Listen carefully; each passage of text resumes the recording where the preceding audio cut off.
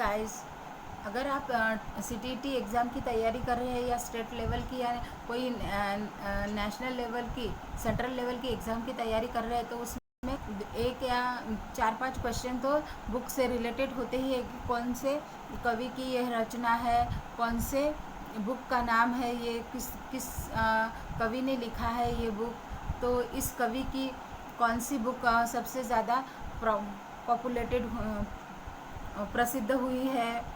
तो इस तरह के क्वेश्चंस को सॉल्व करने के लिए हमें उन कवि की और उनकी रचनाएं ये ध्यान में रखनी है और उनकी रचनाओं से उनका नाम और उनकी रचनाओं से अगर हम कनेक्ट कर दें तो इस तरह के क्वेश्चंस के मार्क्स हम बहुत आसानी से पा सकते हैं।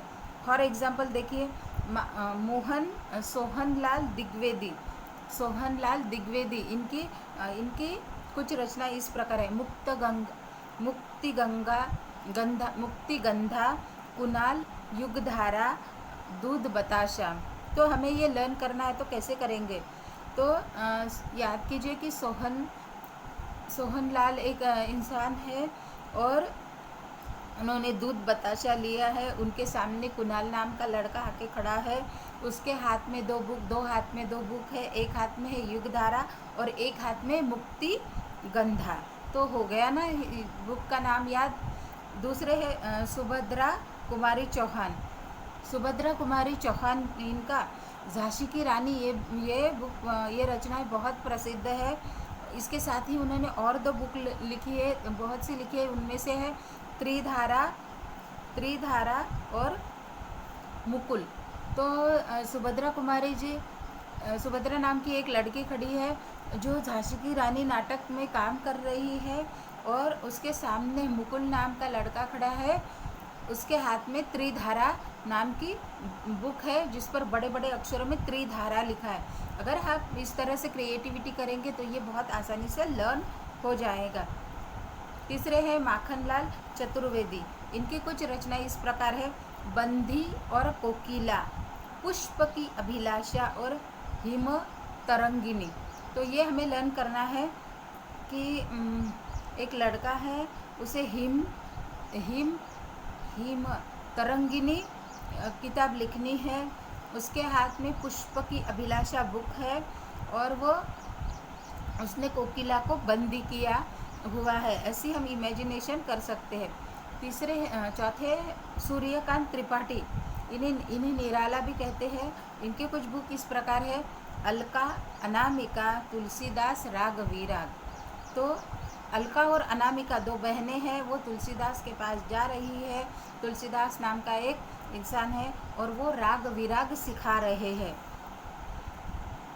उसके बाद आते हैं सुमित्रानंद पंत, इनके कुछ बुक इस प्रकार है। गुंजन, चिदम्बरा और ग्राम्या। तो हमें ये लर्न करना है कि गुंजन ने चिदम्बरा को कहा कि वो ग्राम्या को बुलाए, हमें सुमित्रा के घर जाना है।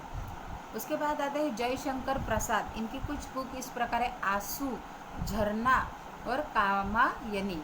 तो हम इसे इस तरह याद कर सकते हैं कि कामायनी नाम की लड़की है जिसके आँखों से आंसू झरझर बह रहे हैं और उसे कोई जयशंकर नाम कह रहे हैं कि आंसू पोछो, ये प्रसाद तो खा लो।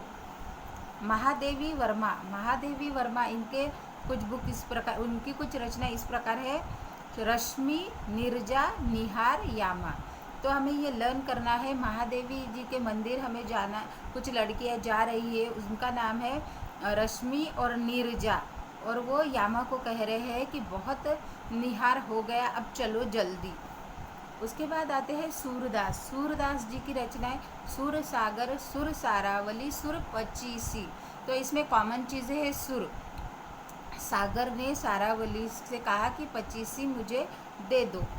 तुलसीदास की रचनाएं रामचरितमानस, कवितावली, विनय पत्रिका और दोहावली।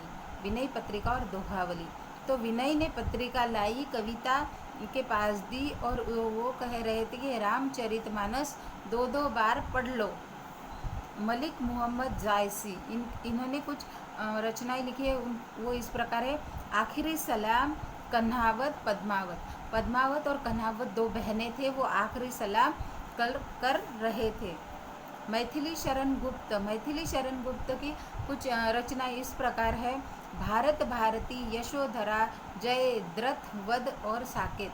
तो इससे आप अपनी क्रिएटिविटी यूटिलाइजेशन कर अपने लिए एक पॉजिटिव तरीके से लर्निंग प्रोसेस स्टार्ट कर सकते हैं। हरिवंश राय बच्चन, इनकी कुछ रचनाएं हैं। निशा, निमंत्रण, मधुशाला और मधुशाला देखने गई तो उसे निशा ने कहा कि उसे निशा ने मधुशाला देखने का निमंत्रण दिया। तो इस तरह से हम अपनी क्रिएटिविटी से इसे लर्न कर सकते हैं। रामधारी सिंह जो दिनकर नाम से लिखते थे। उर्वशी, रश्मि रथी, कुरुक्षेत्र और हुंकार। उर्वशी ने रश्मि को रथ में बैठ के कुरुक्षेत्र जाने के लिए हाँ कह दिया।